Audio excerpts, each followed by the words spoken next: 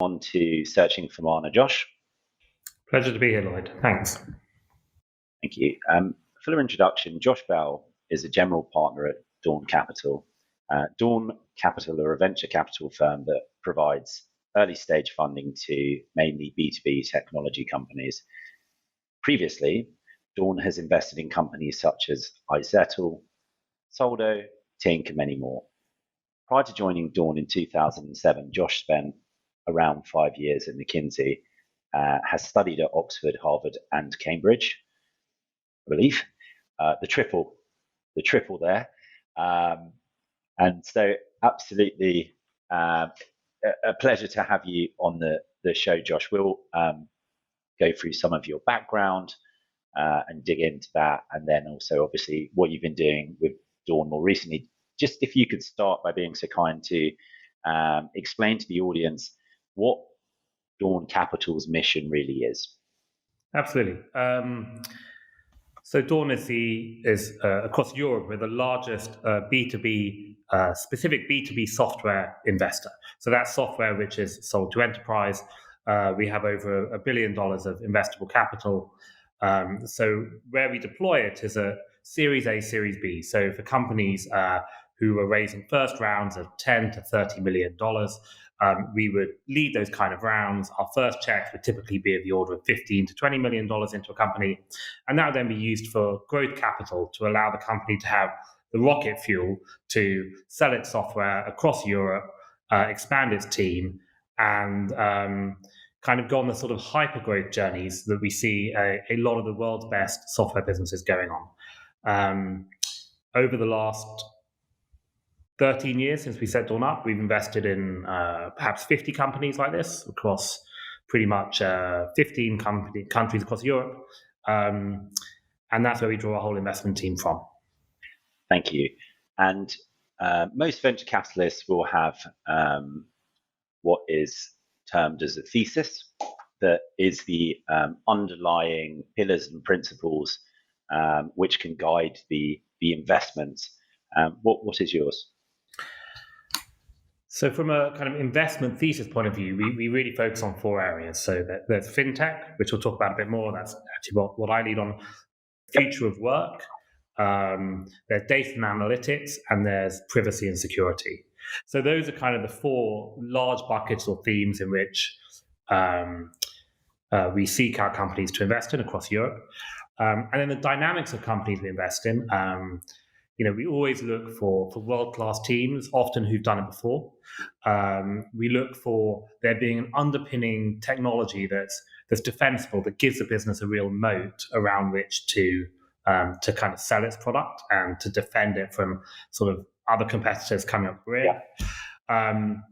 We look for huge markets and markets which can be quite easily tackled.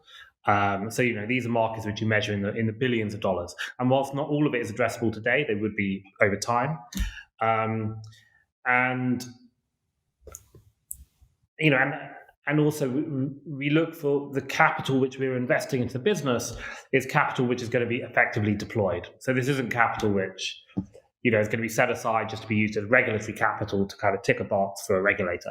It's actually capital which will have a very clear ROI on it, will be used as effectively growth marketing in the main or expanding the team, but where we can see that will take the company up a scale journey to build a huge business. Thank you, Josh. Why do you prefer to operate at and in between the Series A, Series B part of the venture capital cycle? For us, it's really where it's kind of the inflection point at which we can offer the most help to our companies. So a lot of this game is around pattern recognition. We've been doing this for nearly 15 years in a period in which certainly within Europe, the VC industry has grown by 10x.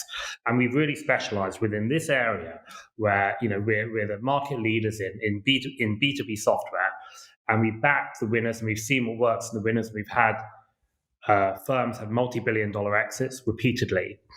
And what we find is that then we have a real pattern recognition to see, well, what are the dynamics that we should be looking for in a company so that they can go on, the next company we invest in can go on the same journey. So it's really, it's the area where we're able to get the kinds of returns that our investors, really seek from us.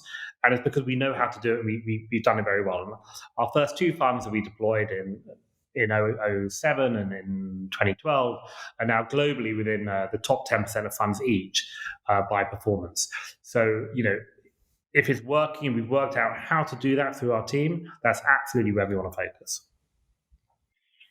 Well, that's impressive. So if we go into the numbers side of that, if you don't mind, I mean, it can be goalposts. How has that ranked in the top 10 funds globally in that particular space? What type of metrics have you had with that successful fund? Yeah, sure. So, I mean, this is data which you have from Cambridge Associates, who are one of the world's largest investors. They're a fund of funds who invest kind of across the whole industry. And what they see is, you take the size of the fund, and then your key metric, which everyone ultimately cares about, is your distributed return on investment, the DPI. So that's like, well, if you have a $100 million fund, and $500 million is return, that's a 5 times DPI. That's actually what is the money that's going back into your investors' pockets. Yeah.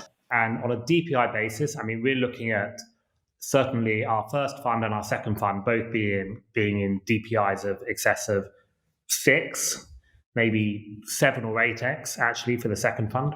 So that on a real kind of nuts and bolts basis is for $100 coming in, that's $700 coming back on a gross basis, kind of before the fees and so on, but that's coming back to our investors over a 7, 8, 9 year time frame. So that ranks us at that very, very top kind of decile. It might be the top 5% ultimately of funds globally. That's amazing. Everybody can relate to how healthy those returns are, but the awesome thing is that that has done some good, right? That has enabled some businesses at a point where there was the potential to inflect into a serious concern to do so. Perhaps you could talk to us about one of those portfolio companies' journeys. Yeah, of course. So, if we take as an example a company I was on the board of and worked a lot with the journey with iZettle, which many of your podcast listeners, viewers will know. It was mobile payments. It enabled kind of coffee shops, market traders, and so on to actually be able to take payments digitally via cards and so on. Came out of Sweden. We invested at what's called the Series C, which was a little later than we normally invest. It was kind of around where $50 million was being raised, and that was growth capital. And what that round, which we priced and led, enabled the company to do was to expand into a lot of new markets, particularly kind of Southern Europe and into Brazil and Mexico and so on. And they had discovered the right formula in Sweden or in the Nordics actually, for how to reach these specific verticals of customers and exactly the product those customers wanted. And so what our capital was used for was for just doubling down country by country to make it the fastest growing and the largest mobile payments player outside the US. The US was dominated by a player called Square. They never came to Europe. We didn't go to the US. But because of that growth that kind of came through there, we ended up leading 2 funding rounds. Because of the growth of the business, we were actually able to sell it to PayPal for a bit over $2 billion 2 years ago. That was a massively exciting journey. And from the point at which we invested, there was kind of 150 team members, and then there's sort of well over 1,000 at the point of exit. So you can also see, behind the enterprise value kind of being created, but actually kind of real jobs across many countries. Yeah, which didn't exist before. Yeah. Their competitor Square, led by Jack Dorsey, is investing quite heavily in the Bitcoin at the moment, aren't they? He's very entrepreneurial, Jack. The founder of Twitter as well. So if we relate that to your experience, Josh, what year, was that you did the Series C at iZettle? 2014. So by that point, you'd had 4-ish years since founding Dawn Capital. Yeah, a little more actually. So our first fund kicked off in 2007. So iZettle was, for our second fund, it was a relatively late investment in the life cycle of the fund. But actually, because it was quite a quick exit, it only took 4 years, we ended up, that exit returned the whole of the fund just from only deploying 1/10 of the fund's capital. It did a 10x. So we were able to repay the whole fund back to investors. And those early years kind of pre-iZettle, I mean, we had a couple of other fantastic businesses, but also, there are also lessons along the way. And, a lot of this is learning experience where, we make mistakes, we invest in the wrong sectors, and we learn what the right recipe is. Yep. Absolutely. And I'm really keen to go into that. But just to finish on this point, which brings us quite nicely to what you're up to now, so the audience understands. I think we understand what Dawn Capital is successfully doing, but also what your involvement in it is. You are, like an iZettle, sat on a number of boards, and I'm keen to understand what it is that you gravitate towards doing. And then we can come to the day-to-day running of Dawn Capital and how you go about picking your investments and helping the portfolio businesses. So what are you at the moment? What's the kind of scale of the boards that you're on, the boards that you're helping, and what you're doing with them specifically? Yeah, absolutely. So typically when we invest in Series A, B, C, we'll always take a board seat to really ensure that we can kind of guide our investment and help out where best we can, and also, I guess, know where not to help out.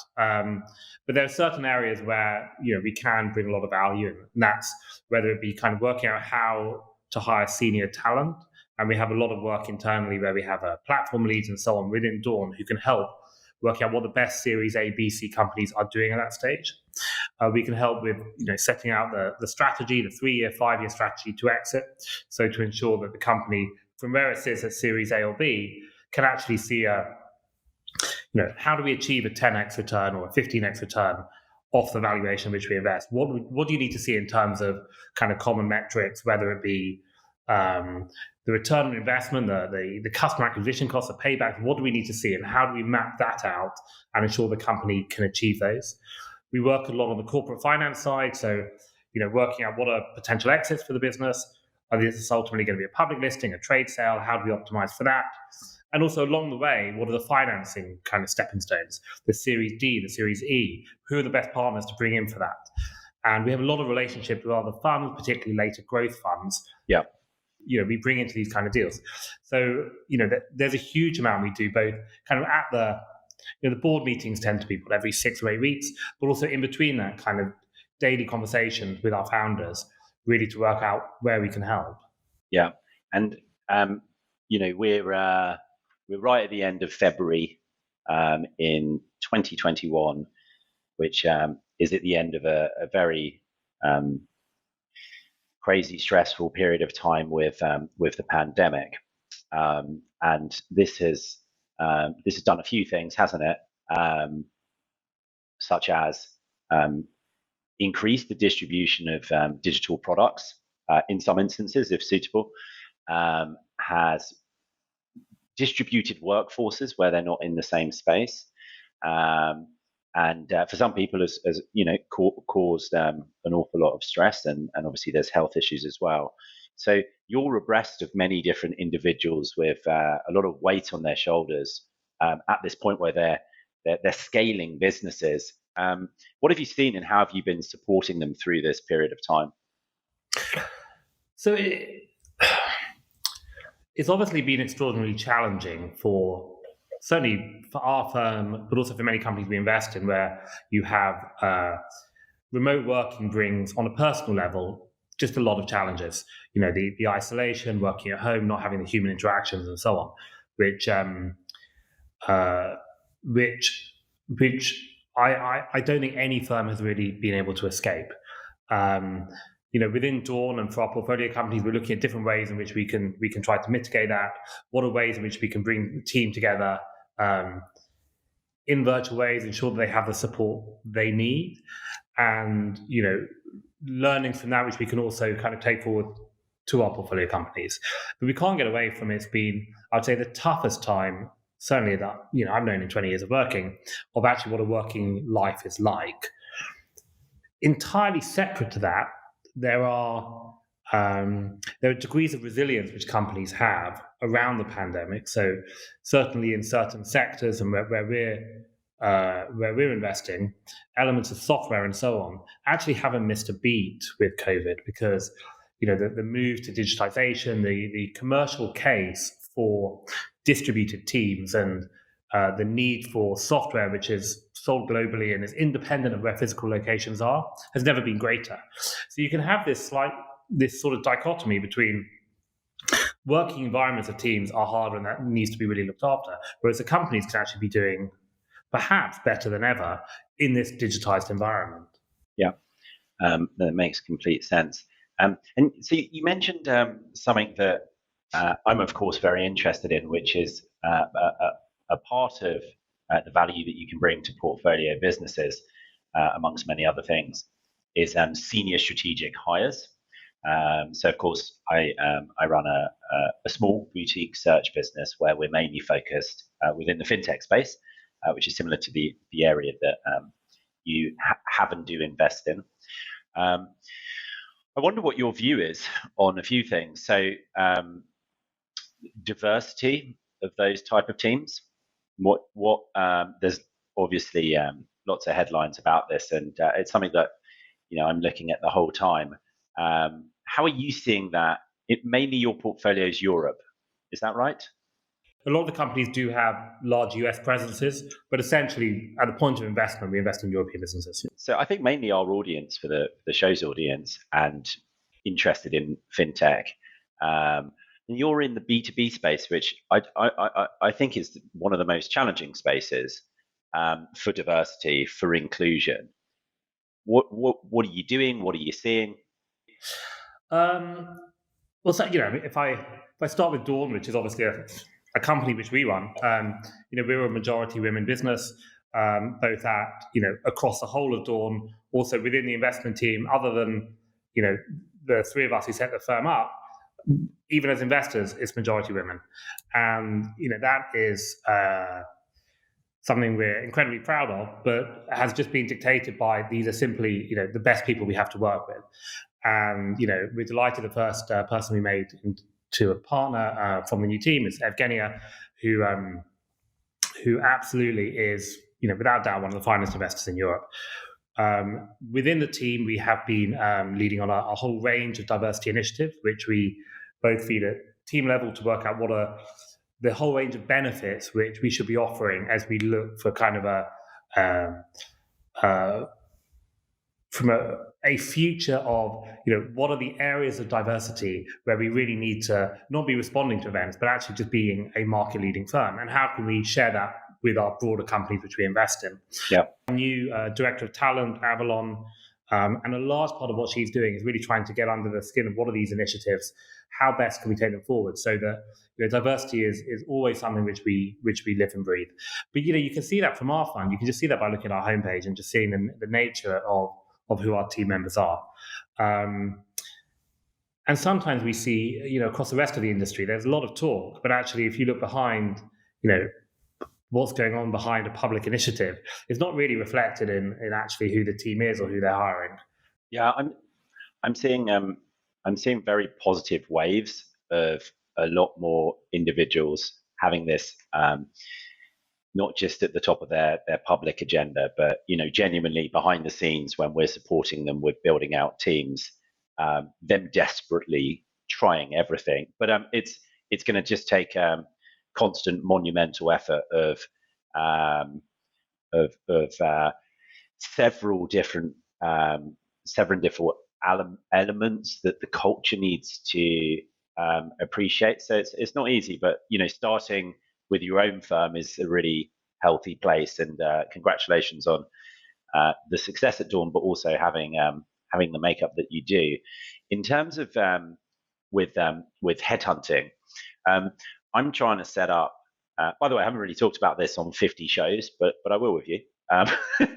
Trying to set up a challenger search business and really emulate what the banks have been doing in the fintech space, where they're basically putting their hand up and saying it's not great overall as a sector. There is some things that could be got better. There's also some things that are possibly fine. And over a very long period of time, several years plus, try and create a search business that really adds value. And the things that it would appear high growth businesses need value with are actually quite kind of almost McKinsey sentiment elements of consulting. It's not getting bums on seats. Good fintech brands can attract through advertising methods talent, but it's the strategic hires and making sure that they're just right for the mission and the culture, which actually takes a huge effort of work, and there's some technology that we've developed. But that's just my view, Josh, because I've come from the space and I'm trying to think how to use my experience and make it better and capitalize on it.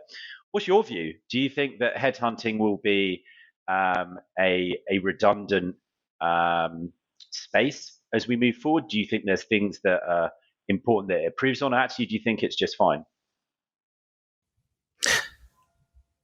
I think headhunting, like many industries, which we've seen over the last 20 years, will kind of cleave into bespoke, very tailored solutions, which need that kind of human knowledge and understanding and intervention. So there's, it's like boutique investment banking. There will always be room for that side of the business that has kind of very high human touch. And then the large part of it, I think, will be heavily commoditized, driven kind of by LinkedIn and the nature of roles which are being filled and how people are applying for roles. I think a lot of that side of it will be commoditized. But I think for the boutique side, certainly that personal touch, it's always there. Yeah. And therefore, it might look much more like the makeup of a Dawn Capital, where there's very few people, but people with extensive experience and expertise, and then just being enabled, basically using and APIing into a bunch of the technology, which I think will completely disrupt the volume part of the market, as we've seen with LinkedIn. And you'll see that it's just a journey that a lot of sectors have gone down, including ours. But it ends up with a better product for the end customer. Yeah, absolutely. I agree. And in venture capital, do you think the model? This of course is a generic question, so I'll try and be specific. But do you think the model can improve? Because there is a method of investing in a number of businesses, and of course a number don't go well, but if one or two break out and do really well, the fund overall returns a profit, right? Or breaks even and then returns a profit, a baseline expectations and then good expectations. How could venture capital, and how do you hope that both Dawn Capital but the space also over the next several 10 years becomes as good as it can? You mean how does the sector evolve, or individual firms? Well, so as we kind of making assumptions about how headhunting might become more boutique to have the heavy high person touch, but actually there'll be technology brokering people probably on the more volume end of the market. Could venture capital start doing something similar and therefore make ratio-wise the money that it puts to work more productive? Not saying Dawn Capital's hasn't been, it sounds like it has been, but generically. No, and certainly, we're always looking at ways to expand our own toolkit as to how we do this. So we have internal software which is able to, for example, scan all companies across Europe at various stages of, when they last took venture capital, from who, what are their team sizes, and so on. And you see very large data sets of thousands of companies across Europe. And what this software, which we built in-house, enables us to do is to then see what filters up, what bubbles up as like the best prospect companies. And those are the ones which we then place the human touch in reaching out to. So there's enormous room to go from there being, a data set of 10,000, which is quite hard to manage with a team of 15 people, down to what are the 300 that we should really be drilling into. This kind of bespoke software wouldn't have been built 10, 15 years ago. But you see a number of the leading firms all doing the same now, where we're building this from scratch. And it's delivering a lot of results, kind of throwing at companies that we wouldn't otherwise be seeing as opportunities. That's amazing. And I think a good point for us to go back through an earlier part in your career, because I assume you've been heavily involved in helping that software become as proficient as it has, and it might make sense if we understand some of your background and education. So, what would be, Josh, the first moment, really, if you reflect, that you started thinking about what type of career you might want? I did management consultancy after university, because it's a great toolkit. You learn in a really accelerated way how to work with a lot of companies on kind of key strategic questions. And you also, you take ownership early and quickly with these companies in terms of, with consultancies, in terms of the work you're doing, and present to senior people. So, I was fortunate enough to have 5 years at McKinsey, as you said, in which I just learned a huge amount. Yeah. And that just gave a really good springboard, for me and for a lot of my peers to kind of go and work in many other industries, because if we even go, sorry to cut in, but if we even go before that, you had an excellent education, from what I can see on paper, good institutes, I think maths, right? Maths at Oxford, is that correct?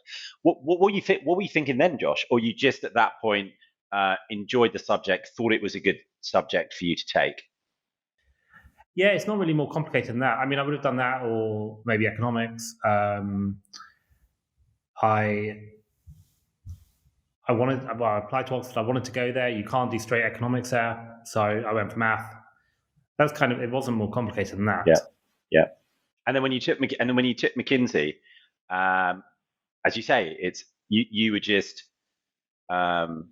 strategically thinking, well, let's get stuck in. This will give me a good toolkit. Of course, it has a prestige about it. Yeah, I mean, I could have done, if I was going to go into that world.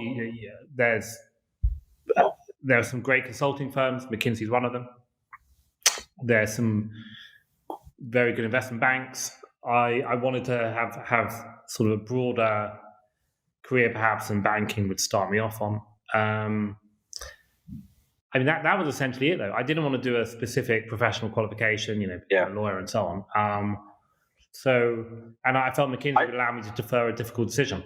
Yeah, I asked the question because there's a real weight of people in their early 20s, for wherever they're reading this advice, assuming that the people who then go and have what looks like a successful career, which you certainly have, knew what they were up to the whole time. And actually, we're way over the 70% here, where asked that question, people have just gone to the next step and got experience, and then at some point connect with what they're doing. I just think that that's a really important message, or people put too much stress on, right, this year I must find my life's quest. And the whole point of searching for Mana is, everybody's running different races.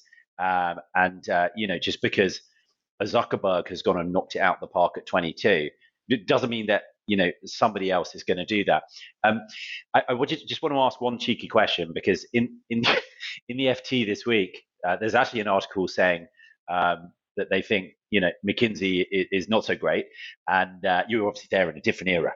But questioning really the benefit that business has at all, any value.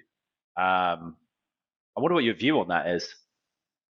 A business is often not more than kind of the sum of the people you work with and the institutional knowledge and training that comes with it.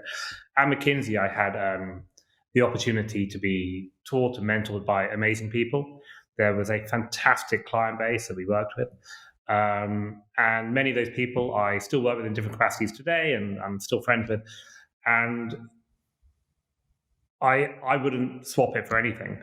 I can't speak to whether McKinsey is different now, but certainly as a 5-year opportunity to train in kind of how capitalism works, I couldn't think of anywhere better. Yeah. Okay. And so then you've spent 5 years there. You've had good experience, learned a lot, built your network, and then what happens after that, Josh? So my fellow partners here, Håkon and Norman, we this was sort of late 06, early 07. I spent some time with them talking about the opportunity to raise what would be our first fund. Yeah. It was a very attractive opportunity in a lot of ways compared to, to be able to sit on the principal side of the table, to doing kind of where I've been with McKinsey, where often you do relatively short projects, or you're in and out with clients, you're solving interesting problems, but you might not be there for more than 3, 4, 5 months. Whereas kind of coming onto the venture capital side, that might be sort of an 8, 9, 10-year journey working with these companies. And really being able to kind of get under the skin of that journey and seeing a company grow 20x from the point at which we invest. So it just felt like having got what I, got a huge amount from McKinsey. I love the idea of being able to switch to the principal side of the table. And then also at the same time as that, being able to kind of build a business from scratch, which was Dawn itself, and raising the first Dawn fund. It was a great opportunity. And I'm very close to my partners, Håkon and Norman. We're, godfathers to each other's children. We have 9 daughters so far, by the way, on the diversity front. So I think it's 90% strike rate against girls v boys. But sorry, I meant to say that earlier. But coming together with those guys, it just felt like for me, as a bit younger, just an opportunity to try something different. It might not work. I mean, we might not have raised our first fund. We might not have been able to pull together in the correct way, the skill set to do what we did. But it all came together. And that's an enormous testament to those. Do you think the hardest thing was raising that first amount of money and the trust that you had to employ in those individuals to give you that at that stage? Certainly. I mean, so much of how fund of funds invest into venture capital funds is often once they're in fund, once the fund of fund is in a venture capital fund, even if that fund, the venture capital fund, is not performing, often there'll be check after check after check that still goes in that direction, because it's sort of easier to stick with what you stick with. So being able to unlock, establish a first fund and bring together a pool of investors is incredibly hard. And, we were able to do that in a year, heavily reliant on, the successes which my partners had in the past. And we were able to bring together Dawn 1. And then out of Dawn 1, we had a Mimecast, which we led the Series A on, which ended up being, it's now a $3.5 billion public company. We held Sorry, Josh, you said because of the success your partners had. So your partners had a track record in investing at that stage? Yes.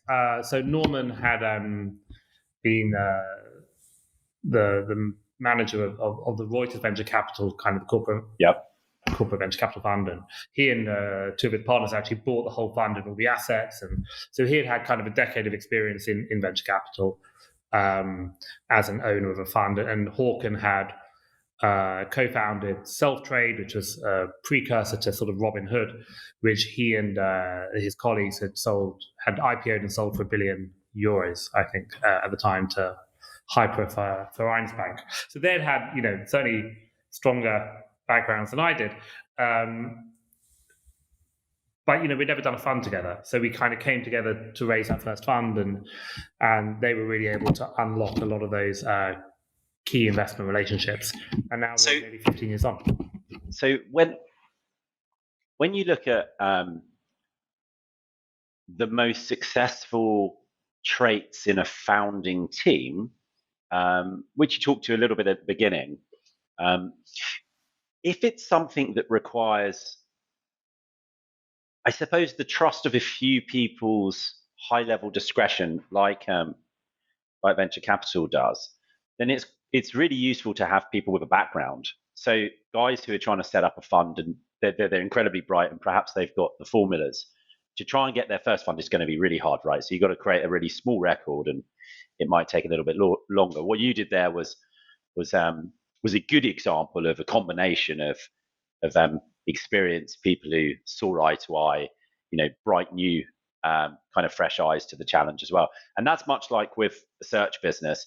To try and get a business to give you their CXO roles when it's one of the most important things to them, that might be the person that they're planning on having run the business, is just so hard. No, I don't think it's as hard as raising a fund at all, because that's a big chunk of money. But nonetheless, it's a similar type of thing. And so you've got to combine having enough kind of fresh perspective to the challenge, or you'll just end up being another search business. But you have to get the right type of individuals who have been incumbents but are innovative. And I've personally found that really challenging. It's been about a 3-year journey until I could find a couple of partners who looked at things with fresh eyes, weren't set in their ways. Like, this is how I've been successful for 20 years. But having them on board has been incredibly useful to form relationships. So I can really understand that. Now, in the B2B fintech space, is that also what you're looking for? Because quite a lot of the time, founders in that space, like if we were to look at Plaid, for example, as a big case study, these guys are in their 20s. They're excellent coders. They're looking completely fresh at infrastructure solution there, for instance. And then I suppose I want to know how you have the confidence to back these guys, and as part of what you're doing, supporting them with people with the experience, but like you say, kind of from a hands-off perspective.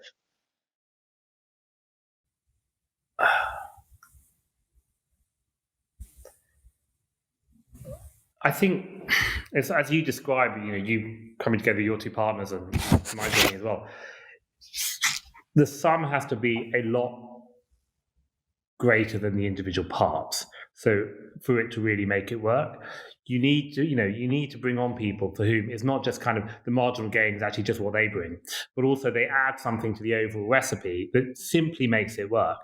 And we were fortunate enough in having that between the three of us, where there was, we were all able between us to bring either different investor relationships or find those first great companies and so on. And it just worked so much better than if we'd all been kind of sole traders. I think that is emblematic of, certainly perhaps how, for Manor Search, when you're kind of thinking through bringing new people, it's not just, their pre-existing clients that they can bring along, or when you're hiring into a CXO role for a company, it's not just a skill set that, the new team member she can bring from what she was doing before. It's actually, well, how does it really create value at a much higher level, separate just to what her CV adds? Yeah. And often you kind of don't know it till you see it, and then when you see it, it was always obvious in hindsight. Thank you. So wanted to now just move to looking at really, I think we've understood Dawn Capital up to date to a degree. We understand your journey. And then looking at the landscape now and looking forward, how are you expecting investments in fintech across Europe to look across 2021? Sure. So right now the market's incredibly hot.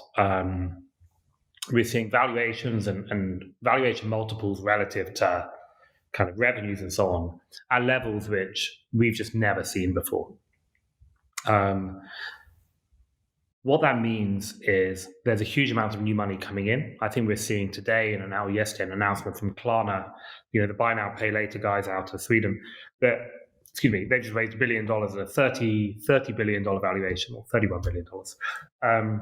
These are just kind of huge numbers off the back of, high growth, but still kind of not small base, but like medium-sized bases, which valuations a few years ago would have been maybe $4 or $5 billion for these companies. So we're seeing checks coming in and valuations larger than we've ever seen before. Yep. We're seeing strategic companies, so the banks and so on, certainly like we have with Tink. It's not just traditional institutional investors like Dawn who want to come along. It's all of the potential partners and clients that you have as a software provider. They also want to get onto your cap table. And we're seeing that now where certainly our fintech companies, but more broadly our software companies, are finding it easier to raise money now. certainly without even needing to go to market than it's ever been before. You just get term sheets getting sent to you. So so that's great. We just need to use those funds wisely and ensure that these valuations aren't so ungrounded that they cause challenges further down the line. Yes, yeah, and within the fintech space, how do you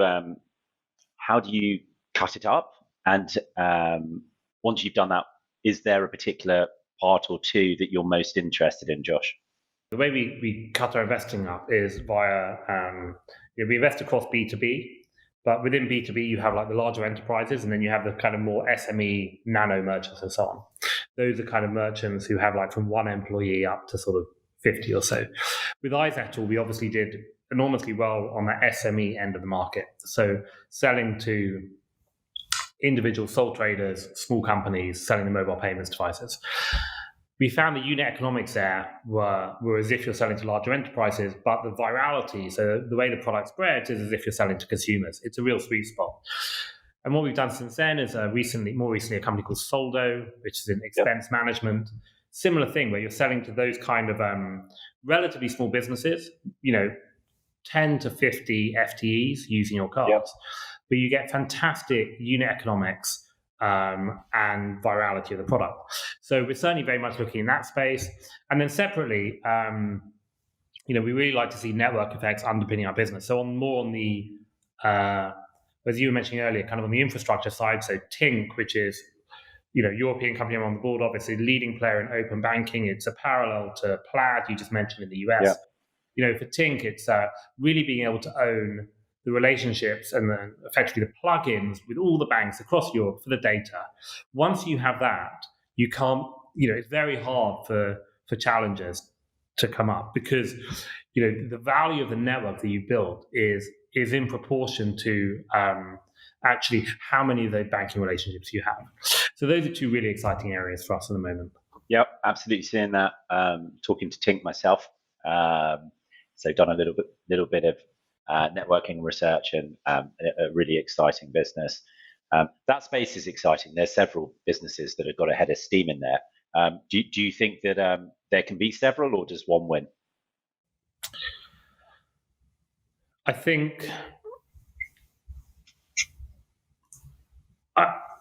there will be, within infrastructure, there will be kind of specific point solutions where you might have individual firms winning. But then the overall infrastructure player, I think, like in the US where Plaid has effectively won, I think there'll be one winner in Europe. I think there'll be pretty sure that'll be Tink, given the scale of it versus kind of some of its other competitors. But then some of the other competitors are really targeting kind of more narrow point solutions, addressing credit referencing and so on, rather than the broader consumer picture which Tink is tackling. Thank you. Okay, all right. I think coming to like the last couple of questions, we've taken a fair amount of your time, Josh.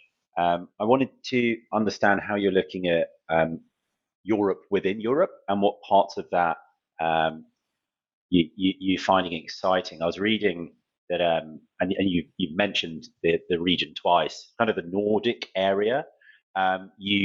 You consider akin to being Europe's version of Silicon Valley. Why is that?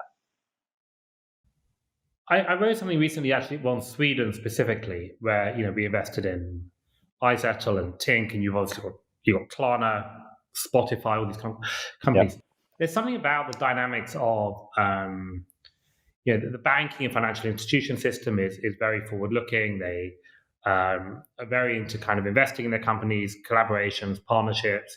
You have, at a governmental level, the government's driving forward some really dynamic programs around kind of the cashless society by 2023 and so on, which really help businesses like iZettle get its own traction. And then you have this sort of flywheel effect of, these companies are having successful exits like iZettle and Spotify listing in New York and so on. And that's reintroducing a lot of money and people back into the local ecosystem. So Sweden and Stockholm are sort of unique in that even though, you have these homebred companies, homegrown companies, which are very successful globally, but actually the people who kind of build them up and develop them and so on, they really still want to stay in Sweden afterwards. And so they do very well financially, but then use those resources to carrying on investing in the next generation of Swedish companies. Plus, you get all the more straightforward stuff like its education system, its ability to speak English, to be honest, and so on. Just make it very fervent ground for building great tech companies. So if with the search business I've got, I feel it's important to be in certain territories. We're mainly in we are based in the UK. There's a couple of people remotely in Poland and a few other places. But I'm thinking, where should we have a physical presence? If that's still even a thing, but let's just assume it is. I would go to Sweden. Where else would I go in Europe? In terms of kind of hubs of exciting tech companies? Yeah, specifically fintech. Specifically fintech. High growth businesses that are Series A through to Series D represent brilliant clients for us. You're obviously already in London. In London is, the preeminent fintech hub. I then put Stockholm alongside that. And then certainly within Germany. I mean, it might be kind of multi-city, but Germany has a huge number of exciting Series A and Series B fintech companies coming out of the pipe. And then we started to see some really interesting ones coming out of Spain and one or two in Portugal. They also have dynamics. So, but if you guys don't have a local presence in Germany, I'd absolutely point you in that direction as well. Yeah, it's a company that I set up 10 years ago, which was focused on data analytics. The first place that we went to was Frankfurt, and then we went to Berlin. And so I've certainly got my eye on there. I'm looking in Eastern Europe as well at the moment, and I think the ecosystem hasn't had success stories of businesses coming out and then IPOing yet. When that happens, it will help, but I'm trying to watch those kind of Series A businesses, and there's been a couple on the show. Are you looking at Eastern Europe as well? Absolutely. We have some investments there already. I mean, you only need to look at UiPath, which is sadly not within our portfolio, but is I think it's the top valued European startup now at $35 billion, ahead of Spotify. Obviously, that's out of Romania. And so kind of around that, you have a huge hub of interesting companies. So yeah, we're Mina, who's one of our principals, she's originally from Bulgaria. She knows that market very well. So we're hugely excited to invest around there. So Josh, you said when I asked you when was the moment that you first thought what it was you wanted to do, and you said you're still thinking. It sounds like it's gone really well, and you're doing really exciting stuff with Dawn Capital. What do you hope for your career moving forward? Just to carry on working with interesting companies and great founders. It's enormously rewarding. I couldn't have asked for more. So, and also, I love the team here. We're able to get some terrific people working here. So, helping to build these fantastic companies which are employing thousands of people, there's nothing more I'd want to do. And last question. Obviously, the show is searching for Mana, and Mana is us trying to describe what somebody's magic or essence is or might be. What would you say, looking over the arc of your career, Josh, your Mana has been? I don't know if it's Mana. I love drawing energy from other people. So spending time with people and kind of working out what works. I take a lot of pleasure in that. That's actually very close to what it exactly means. So it's that's a great Mana to have, Josh. Thanks so much for coming on the show. Love what you and Dawn Capital are up to, and I wish you all the success moving forward. Lloyd, thanks so much.